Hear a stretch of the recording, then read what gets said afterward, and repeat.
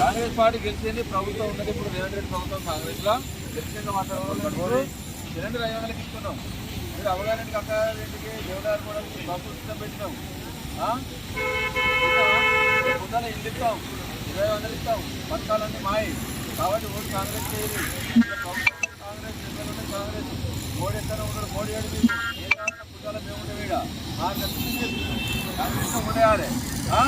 ఏ కాంగ్రెస్ ఏది గుర్తుకే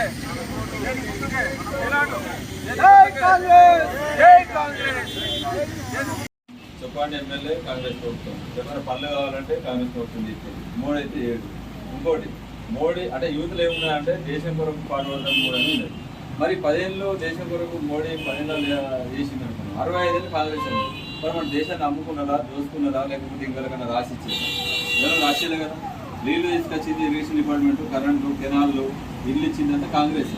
మోడీ ఏం చేసింది వాళ్ళకన్నా? మరి ఒక ఇల్లు ఇచ్చిండా, ఏమైనా ప్రాజెక్టులు కట్టిండి? ఇక్కడ మీరు ఆలోచించుది.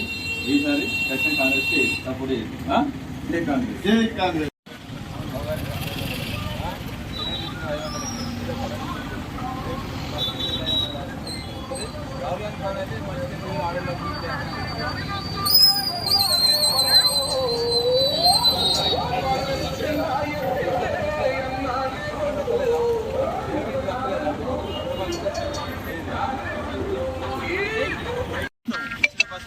ఏదో కరెంటు రేషన్ కార్డు 500 ఇస్తున్నాం, రేపు 20,000 ఇస్తాం మహిళలకు.